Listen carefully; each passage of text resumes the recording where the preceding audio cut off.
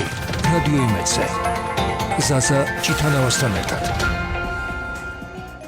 დილამშვიდობისა, მოგესალმებით რადიო იმედის დილის არხის ფორმატში განვაგრძობთ მუშაობას და ჩვენ ახლა ვისაუბრებთ ქართულ ღვინოზე, მის ცნობადობის ამაღლობის უკვე განვლილ გზებსა და დაგეგმილ საქმიანობაზე, გლობალურ მარკეტინგულ აქტივობებზე და ზოგადად იმაზე სასაუბროთ თუ რა ვითარებაში ვართ დღეისთვის გლობალურ ბაზარზე, ქართული ღვინო. ამ საკითხზე სასაუბროთ რადიო იმედის სტუდიაში ჩვენ ღვინის ეროვნული სააგენტოს თავმჯდომარის მოადგილეს ბატონ დავით ყმოლაძეს მას ვისაუბრებთ.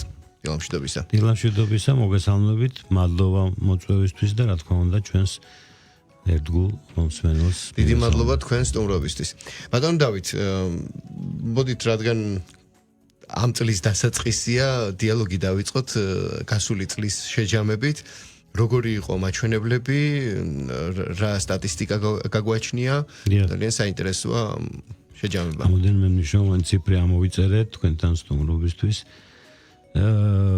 პრინციპში შეიძლება ითქვას, რომ პოზიტიურად მიუხედავად იმისა და ამ წინა სიტყვაობას ახალ პრინციპში ვახსენებ, რას ნიშნავს განმარტავ. მოგეხსენებათ რეგიონში უმძიმესი სიტუაცია, დაწყებული ჯერ კიდევ კოვიდიდან, ეს ომები და ეს კონფლიქტები საერთოდ ცალკე თემა ალბათ როგორი მძიმეა კაცობრიობისთვის, მაგრამ ამ შემთხვევაში ეკონომიკისთვის, ჩვენთვის, ესეთი პატარა ქვეყნისთვის, რომელიც მნიშვნელოვნად დამოკიდებულია ამ შემთხვევაში ღვინის ექსპორტიდან შემოსავლებზე, ლოჯისტიკა გართულებული და ასე შემდეგ, მიუხედავად ამისა და იმიტომ ვთქვი ეს სიტყვა ვახსენებ, მაინც პოზიტიურად დავამთავრეთ +6%-იანი რაოდენობითი ზრდით და თანხაშიც მომატებული შემოსავლებით, რამოდენიმე ციფრს გავაჟღერებ. ესე იგი 72 ქვეყანაში იქნა გასულ წელს ქართული ღვინო ექსპორტირებული, მხოლოდ ღვინო 95 მილიონი ლიტრამდე იქნა რეალიზებული, რამაც 276 მილიონზე მეტი შემოსავლები მოიტანა ქვეყნისთვის. ჩვენ ვაგრძელებთ ტრადიციულ ბაზრებზე აქტიურ მარკეტინგულ ასე ვთქვათ კამპანიებს გაცრავად და შესაბამისად, როდესაც ვიძახით ხოლმე რომ ტრადიციულ ბაზრებზე იქ საცნობადობა ასე თუ ისე კარგად არის, ისტორიული მეხსიერებიდან გამომდინარეც და ახალ ბაზრებზე სადაც ვთქვათ ახალი თაობა მოდის, იცვლება ბუნებრივია და ამ ახალ უდიდეს ნაკადებს თანამედროვე გამოწვევებთან ერთად შესაბამისი ფეხის აბმა ჭირდება, იგივე კომუნიკაციაში, იგივე ზუსტ წარმოებულ იგივე სარეკლამო კამპანიებში, რომ ზუსტად მივიდეს სათქმელი, ზუსტად მივიტანოთ ის, რაც მნიშვნელოვანია, არ დაიკარგოს გულისხმობ იმ ისტორიულ ძალიან დიდ მონაპოვარს, რომელიც მსოფლიო აღიარა და ისტორიულმა მეცნიერულმა ფაქტებმა დაადასტურა, რასაც 800 წლიანი უწყოდი ტრადიცია ქვია, მით უმეტეს ეს სამეცნიერო აღიარებები და აი მთელი ლირიკა ეგრეთ წოდებული, რაც აუცილებელია და ხშირ შემთხვევაში ამას მარკეტოლოგები ხელოვნურად იგონებენ ხოლმე, ზუსტად აი ეს მესიჯები, ეს მთავარი სათქმელი მივიტანო და რა თქმა უნდა ჩვენი ღვინის ხარისხი, რომელიც უფრო და უფრო კარგი ხდება და უფრო საინტერესო, ზუსტად გავაგებინოთ ყველას თუ რა არის ქართული ღვინო, რაოდენ დიდი კულტურა აქვს ამას ქვეყნისთვის და აი ესეთ ჯაფაში ვართ მოკლედ. კი ბატონო. ბატონ დავით, გასული წლის თუ გახსოვთ და შეგიძლიათ გითხრათ მაჩვენებლებით ღვინის პალიტრაში როგორი ტიპის ღვინოები უფრო იყო სხვადასხვა ბაზარზე, ისევ დიდი მოთხოვნა. სხვათა შორის ქრეალ ღვინოც დასავლეთ ევროპაში ცოტა პატარა, მაგრამ მაინც მატულობს ინტერესი, ძალიან საინტერესოა, იმიტომ რომ ძალიან დიდი კულტურა არის იგივე, თქვათ საფრანგეთში საერთოდ ამოვიღოთ შამპანიც რა თქმა უნდა, არის ტრადიციული დასავლეთ ევროპაში ქვეყნები, რომელიც ამ ტიპის ღვინოს აწარმოებენ, იტალიაც რა თქმა უნდა. და იქ მომატებულია ზუსტი ციფრი უშუალოდ ცქრიალა ღვინოზე არა, მაგრამ რახან ცქრიალა ღვინო აღნიშნეთ, ასევე ვიტყვი, რომ გარდა ღვინისა ძალიან მნიშვნელოვნად გაიზარდა მაგარი სპირტიანი სასმელების ექსპორტი, რომელიც თუ 23 წელს შევადარებთ, ანუ გასულ წელს 22-23-ს, სადაც ღვინოში ქონდა დაახლოებით 6-7%-იანი ზრდა, 48%-იანი ზრდა ქონდა მაგარ სასმელებში დიახ, აქ როგორც ჭაჭა, როგორც თქვა ეგრეთ წოდებული კონიაკი, ანუ ბრენდი, ასევე სპირტი, ღვინის სპირტი და ასე შემდეგ. ანუ საკმაოდ ისეთი კარგი წელი გამოვიდა მიუხედავად აი სიმძიმეების რაც აღარ მოგახსენეთ. პირდიანი სასმელების კუთხით გარდა დიდი კომპანიებისა ინდივიდუალური ღვინის მეწარმეების ფორმატში ასე ვთქვათ მრავალფეროვანია და კარგი პალიტრა ასე ვთქვათ და ასევე ალბათ ჩემთვის წინა წლის აქტივში და იმის წინანდელშიც ალბათ რაღაც ტრენდული გახდა პეტნატი.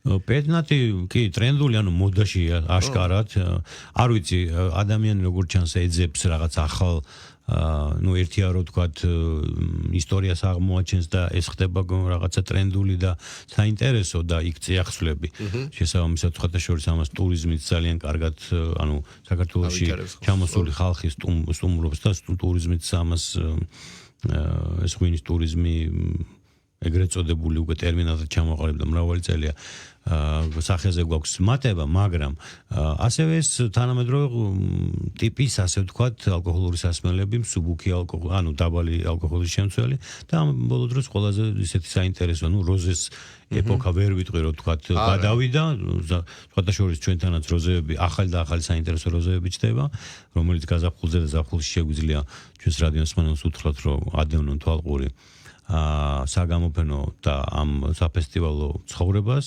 რომელიც ძალიან კარგად არის ხოლმე თქვა თუნდაც მთაწმინდის პარკში და იქ არის ეს ახალი ტიპის ღვინოები საკმაოდ მათ შორის პეტნატი. პეტნატი უკვე ექსპორტზეც კარგად მოთხოვნით მიდის ხოლმე, ასე ვთქვათ და რა ვიცი, საინტერესო ანუ თანამედროვე გამოწვევებს თუ შეიძლება ესე ითქვას, ტენდენციებს ქართული მეღვინეობაც სახელოვნად ძალიან კარგ დონეზე, მაღალ დონეზე ტექნოლოგიურად გემოვნური თვისებებით ხარს უბავს. კი, გეთანხმებით აბსოლუტურად, იმიტომ რომ თქვენ 8000 წლოვანი სოფლიოს მიერ აღიარებული ისტორია ახსენეთ და ამ ჩვენი ქართული მეღვინეობის თავარი საყრდენი ფუნდამენტური ბაზისი მაინც ქვევრი და მისი დაყენების წესია, თუმცა ძალიან სასიხარულოა რომ ამის გარდა ექსპერიმენტული მეღვინეობა და თუნდაც პეტნატზე აგერ ვსაუბრობთ, აი ეს ძიება თანამედროვე მოთხოვნებისადმი მორგება არის მნიშვნელოვანი, თუმცა ჩვენ კარგი საყრდენი გვაქვს ქვევრის კულტურის სახით.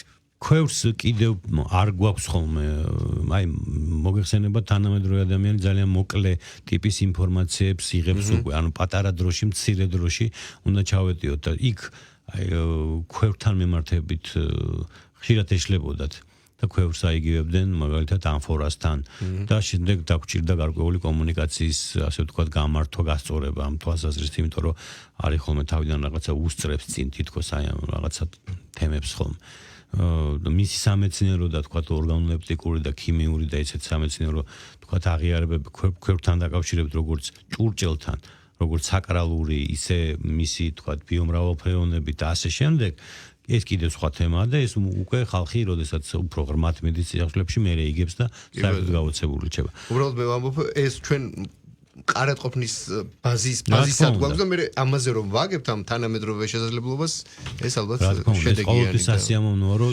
ჩვენი პრეზენტატორები იქნებიან ეს კერძო წარმომადგენლები ღვინის კომპანიებისა თუ ღვინის რომელიც ააგეთოს ჩვენი თანამშრომლები, ანუ არსენალში იმდენი სასაუბრო აქვს და იმდენი მიმართულებები აქვს, არა მარტო შაბლონური პრეზენტაციები, რომელიც ასევე ძალიან საინტერესოა, რომ ოღონდ კითხვა დაისვას და ოღონდ ვიღაცას რაღაცა დააინტერესოს საერთაშორისო მკვლევარებს თუ ღვინის მოყვარულებს და ენთუზიასტებს და ჩვენ ყოველთვის გზათა ვართ ამისთვის. კითხვა რომ დაისვას ამისთვის რაღაც გარკვეულ აქტივობებს ატარებთ ხოლმე იმისთვის რომ ასე ვთქვათ კარგი გაგებით წამოეგოს ეს ხალხი და კითხვაზე მოაყარონ. მით უმეტეს ქვევრის და ამ კულტურის და ტრადიციის სიღრმეები ისეთია რომ რაც უფრო პროფესიონალი არის, მე მგონი ეს დიალოგის დაუსრულებელია. მოდით შარშანდელი წლიდან ახლა გადავიდეთ წლევანდელ წელზე, ალბათ ბევრი ვინც მედიაში ისმენდა ქართული ტურიზმის შესახებ და კულინარიული შესაძლებლობების შესახებ ახლა ესპანეთში მიმდინარე ღონისძიებებზე იქვე იყო ღვინის სააგენტოც და ამაზე ხაზგასმაც იყო. და გითხარით ახლა წლის დასაწყისში რა არის ისეთი საერთაშორისო აქტივობები, რომლებსაც ყურადღება უკვე რამოდენიმე ჩატარდა საიდანაც უთუოდ გამოსაყოფია Madrid Fusion-ი. იქ საერთოდ თავროს ასე იგი ხვევა მიმდინარეობს თუ შეიძლება ესე ითქვას უცხოელებისთვის ამ ჩვენი შეფების საოცრად კარგად პრეზენტირებული ქართულ სამზარეულოს გულისხმობ ხრიდან და ნუ ხო დამტყმელი და მაინც გასტრონომია. რა თქმა უნდა, იქ წამყვანი მაინც გასტრონომია, ძალიან მაღალ დონეზე რა თქმა უნდა. ჩვენებიც გებულობენ თუ რა არის, რა ტექნოლოგიებია, რა სამეცნიერო ახალ-ახალი მიღწევებია, თუნდაც ამ ეკოლოგიურად სუფთა პროდუქციასთან დაკავშირებით, დიზაინთან, ტექნიკასთან. და ნუ რა თქმა უნდა ის გემოები, რომელიც აქედან ჩადის და ქართულია, ავთენტურია, საერთოდ აგიჟებს უცხოელ, ასე ვთქვათ, პროფესიონალსაც უბრალოდ მოყვარულს. პლუს ამას ქართული ღვინო და ასე შემდეგ. წლევანდელი წელი ვიწყებთ სასიამოვნო სიახლით გულისხმობ იმას, რომ დაახლოებით 1.5 მილიონ ლარით გაგვეზარდა ბიუჯეტი, რაც რა თქმა უნდა გლობალურ სურათში დიდს არაფერს შეცვლის, მაგრამ ყოველ შემთხვევაში პლუსი მაინც საშუალებას რა თქმა უნდა, ოდნავ მეტი ნიშნავს ოდნავ მეტ კომუნიკაციას, კიდევ მეტ დაინტერესებას და კიდევ მეტ მცდელობებს შევიდეთ ახალ ბაზრებზე. რა თქმა უნდა, ძველებიც და გავიმყაროთ ძველებში. წელს გვექნება ძალიან მნიშვნელოვანი რამოდენიმე, რა თქმა უნდა, საერთაშორისო იქ სადაც აუცილებლად უნდა იყოს უკვე ქართული ღვინო იქნება წარმოდგენილები. წინასწარ დაახლოებით ეს 35 საერთაშორისო გამოფენა იქნება, ისევ დაახლოებით სადღაც 90-დან 100-მდე პროფესიული დეგუსტაცია, მაგრამ მნიშვნელოვნად დავიწყებთ წელს საფრანგეთით, სადაც სულ მალე წარსგებით უკვე ორ საერთაშორისო გამოფენაზე პარიზში, რომელიც პრაქტიკულად პარალელურად მიმდინარეობს, ეს არის raw wine, ანუ ეგრეთ წოდებული ბიოღვინო და ნატურალისტური მიმართულება ღვინისა, საერთაშორისო და ასევე საერთაშორისო პარიზის Wine Expo, რომელიც ძალიან დიდი, ასე ვთქვათ, სანახაობაც არის გარდა იმისა, რომ ჩვენთვის მნიშვნელოვანია აქ ყოველთვის მონაწილეობის მიღება. წარმოდგენილია ფანტასტიკური საერთაშორისო ღვინოები და რაც თავარია უნიკალური და აი ძალიან საინტერესო ფრანგული ღვინოები, რომელიც წლიდან წლამდე შეიძლება ვერ ამოწურო, მიუხედავად იმისა, რომ ყოველ წელს დავდივართ. ძალიან საინტერესო მიმართულებებია. ზუსტად ესეთი მიმართულების წყალობით ამ გამოფენაზე დამყარებული კონტაქტის წყალობით შარშან ქონდა შევახსენოთ ჩვენს რადიო მსმენელს ალზასის მხარეში, რომელიც ასევე ტრადიციული მეღვინეობის მხარეა. ჩვენ ქონდა ღვინისამებრ სააგენტოს პრეზენტაცია და პროფესიული მასტერკლასი ადგილობრივ მწარმოებლებთან, რომლებიც სახტად დატოვა ჩვენმა ანა გოდაბრელიძემ, შეიძლება ესე ითქვას, ისეთ დონეზე იყო მიწოდებული ყველაფრით. ქონდა სამეცნიერო მიმართულებით ის ჩვენი ცნობილი მოკლე მეტრაჟიანი ფილმი იყო საქართველოს პრეზენტაცია და იყო რა თქმა უნდა დაახლოებით 9 სახეობის ქართული ღვინის პროფესიული მასტერკლასი და დეგუსტაცია. ნუ ამაზე აღარ გავჩერდები, უბრალოდ ეს გამახსენა და რაგბისთან ერთად თქვენი აქტივობაც რა თქმა უნდა წელსაც ვაპირებთ, თუმცა ჯერ კონკრეტული კალენდარი, რაღაც დეტალები ზუსტდება და შემდეგი სტუმრობის დროს გეტყვით ამას ყველაფერს და საფრანგეთში მორაგბეებთან ერთად უკვე ფეხბურთელთა ისეთი მრავალი რიცხონება გვაქვს, რომ მეგონი ცალკე ჯერჯერობით ხუჩა კვარაცხელია და პარიზის თემა კოზირად ცოტა შემონახული მერესთვის. ჯერჯერობით რაც დაგეგმილი იყო მანამდე მისი რეალიზაცია ხდება და სიტეში, ბორდოში, სიტე დუ ვინ გახსოვთ თქვენ არის ღვინის ცივილიზაციის სოფლიო ცენტრი დიახ.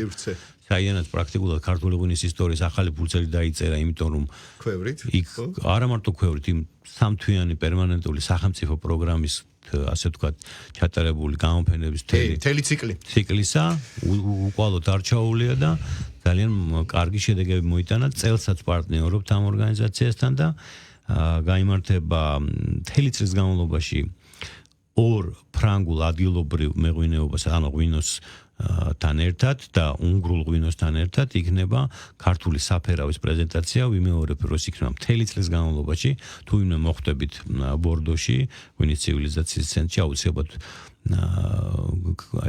აიღეთ ეს ტური თუ შეიძლება ესე ითქვას, ძალიან სასიამოვნო ტური იქნება, სადაც წარდგენილი იქნება ქართული მქონე მხოლოდ საფერავი, ეს იყო მოთხოვნა მათი წელს, გავიმარჯვეთ შესაბამის რაღაც ფორმალურ კონკურსებში.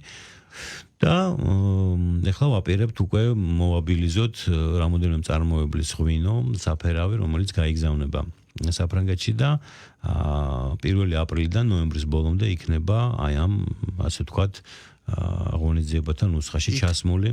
ტურის ფარგლებში როცა ბილეთის ღირებულებაში შევა ფრანგულ ღვინოზე საფერავზე და პლუს დეგუსტაცია და არა უბრალოდ თეორიული საუბარი. რა თქმა უნდა, ღვინის დეგუსტაცია იქნება, გარდა იმისა, რომ ქვემოთ წარდგენილია, თქვათ, დარჩენებული ქართული ღვინოებიც შეუძლია იყიდოს, ვისაც სურვილი ექნება.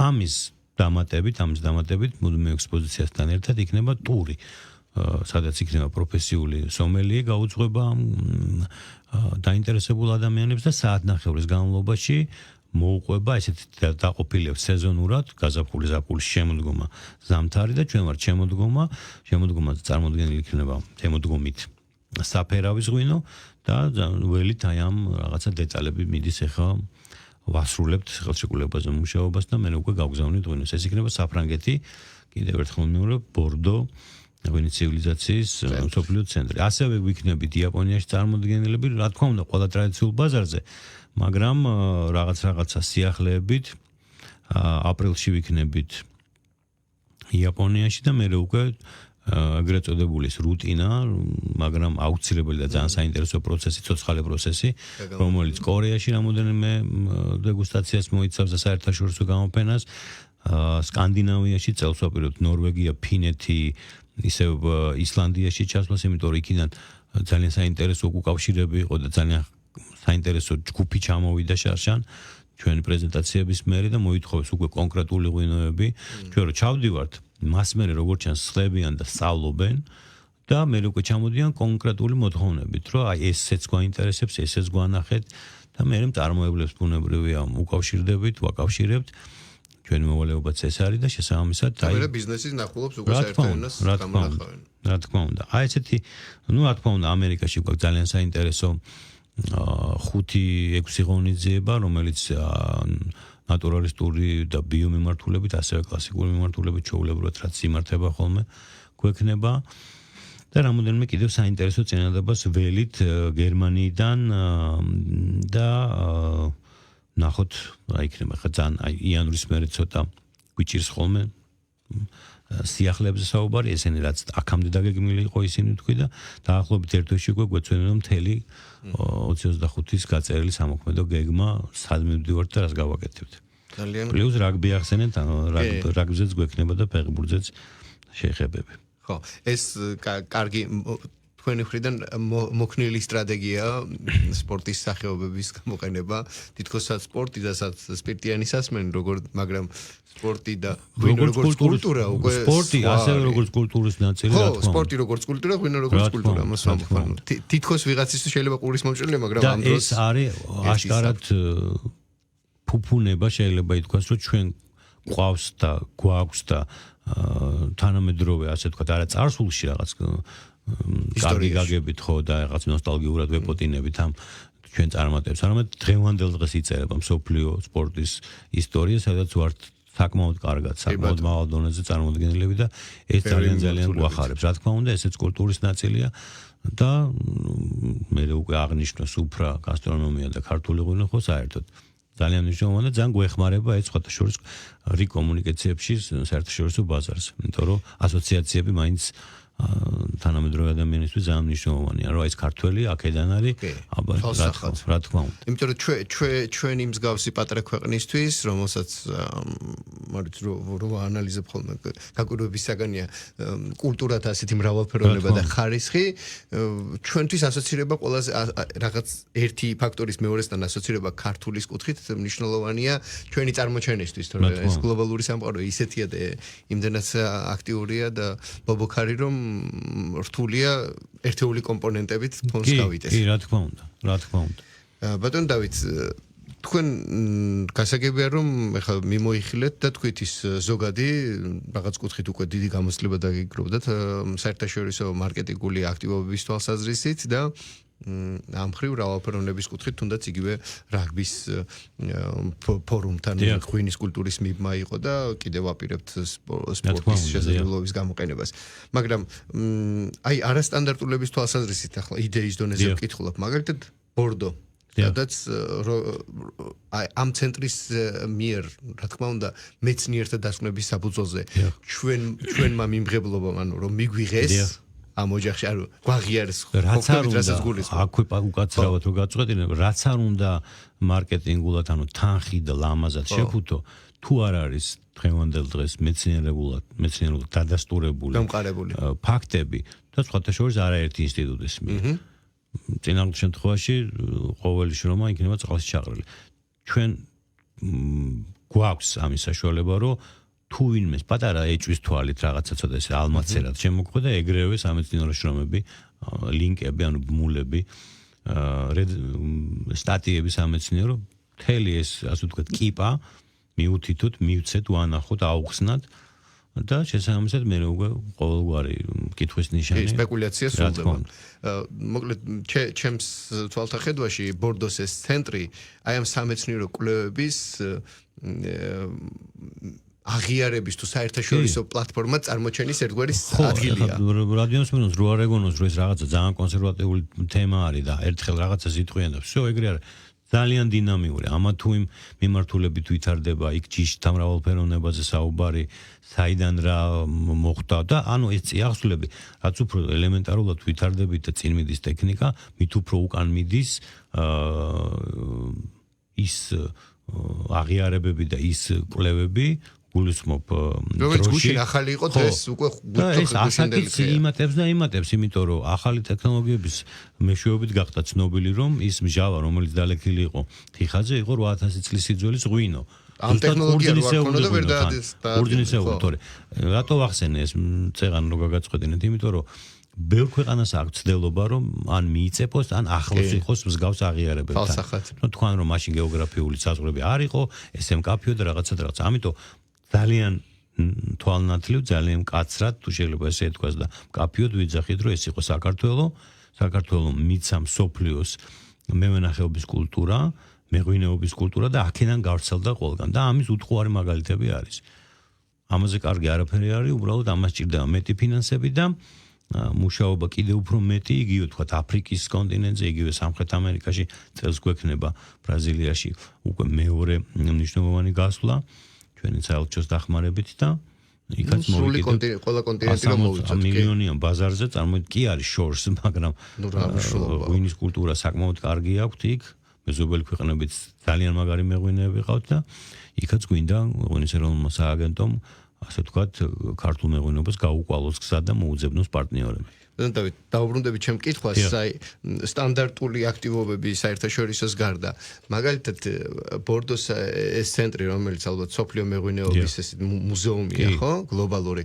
როგორც ჩვეულებრივ კლასიკურ მუზეუმებს აქვთ გამოცდილება, რომ ერთმანეთს ექსპონატებს უცვლიან, ან გასვლითი სამუზეუმო აქტივობები აქვთ. მით უმეტეს ჩვენი ამ ისტორიის ფონზე, არ ვიცი საერთოდ არსებობს თუ არა ასეთი პრაქტიკა, ხო არ შეიძლება რომ მივახციოთ იმას, რომ რაღაც პერიოდით თქვათ სამუზეუმო გასვლითი ექსპოზიციების გატანა მოხდეს პირობითად რაღაც პერიოდით საქართველოში ეს ხო ხვდებით რამ ხელა ხო ჩვენთან რაღაცა პერიოდით რომ ჩამოვიდეს და იყოს ეს ჩვენთან საქართველოში გვინდოდა და ეხაც გვინდა რომ რაღაცა მნიშვნელოვანი თორე კახეთში რამოდენიმეა თბილისში არის ღვინის მუზეუმებზე ხო ღვინის გლობალური არ გვაქვს მაგრამ ინდივიდუალური რაღაც გამონათებები გაგვაჩნია კი და ყველა ცდილობს რომ ყველა ძალიან კარგი არის მაგრამ მოგეხსენება ძალა ერთობაშია და ერთი რაღაცა მნიშვნელოვანი ესეთი საგამოფენეს სივრცე ღვინისთვის ალბათ ღვინო იმსახურებს ამას საქართველოს იმსახურებს და სულ მალე ალბათ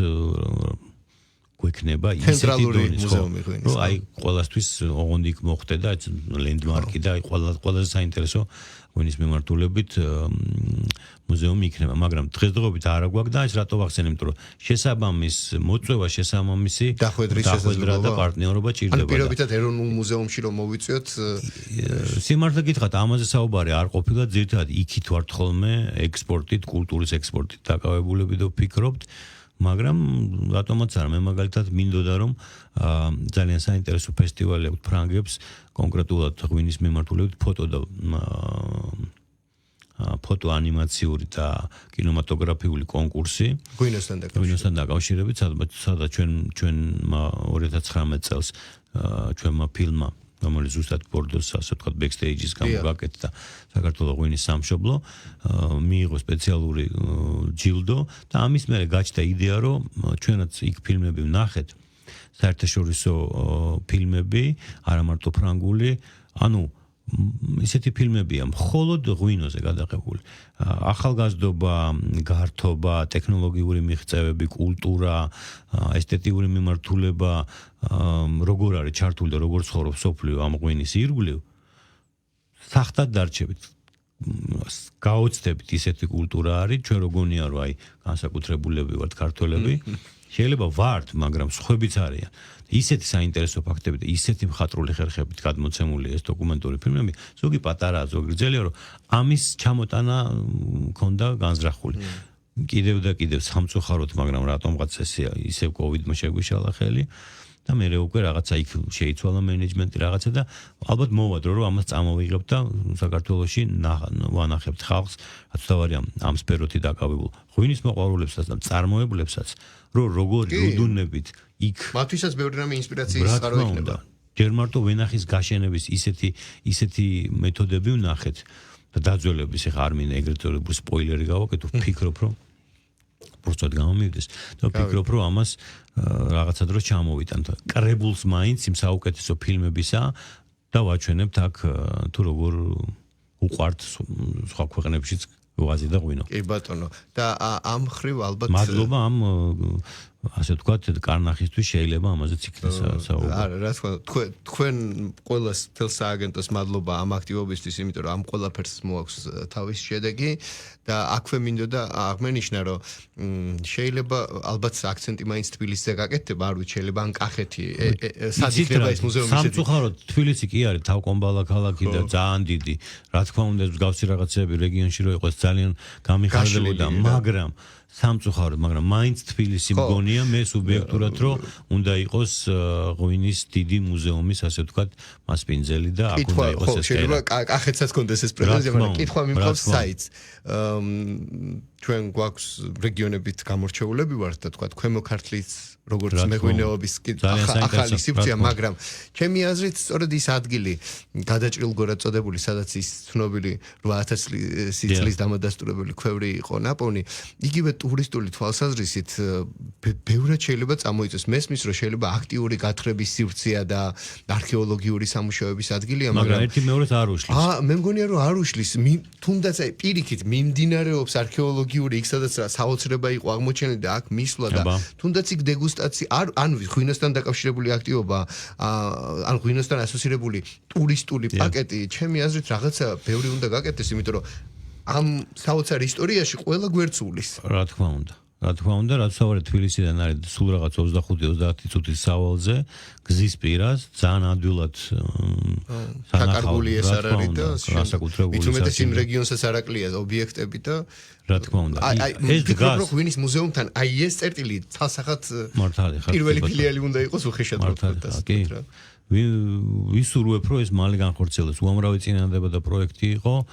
მოგეხსენებათ ცოტა ტლანკი არის ბიუროკრატია, მაგრამ ამ მიმართულებით რაც გულისხმობ ტლანკს, იმიტომ რომ ბევრი უწყება არის ჩართული, კულტურის სამინისტრო, ძეგლთა დაცვა, ძალიან ბევრი და ამას რაღაც კომპლექსური მიდგომა ჭირდება. ფინანსების გარდა ბევრი და რა თქმა უნდა კიდევ ისიც უშლის ამას ხელს, რომ იქ უკვე დასახლებულია ხალხი, სასოფლო-სამეურნეო დანიშნულების მიწებია ირგვლივ და გარკვეული რაღაცა დიდი სამუშაო ჩატარება არის საჭირო, რომ ეს ყველაფერი ისე გაკეთდეს, რომ იყოს საერთაშორისო ნიშნულოვანი და გასავარია პრესტიჟული ყველაფრის გათვალისწინებით ადგილი. იმიტომ რომ თეორიულად მაგაზე ვდგავართ. და კიდევ ის რომ აქტიური არქეოლოგიური ასე ვთქვათ ძეგლია, მასზე მუშაობენ როგორც საერთაშორისო მკვლევარები, ჩვენი პარტნიორები, თუნდაც კანადელები, ჩამოდიან ყოველ წელს ზაფხულში და მუშაობენ ერთი თვის განმავლობაში, ქართველებიც და ეს ადგილი საერთოდ როგორც მე ვიცი და როგორც იძახიან, კიდევ ბევრ სასიამოვნო სიურპრიზს ფიქრდება არა მარტო საქართველოს, ბუნებრივია მსოფლიოს, იმიტომ რომ ეს არის მსოფლიოს საგანძური,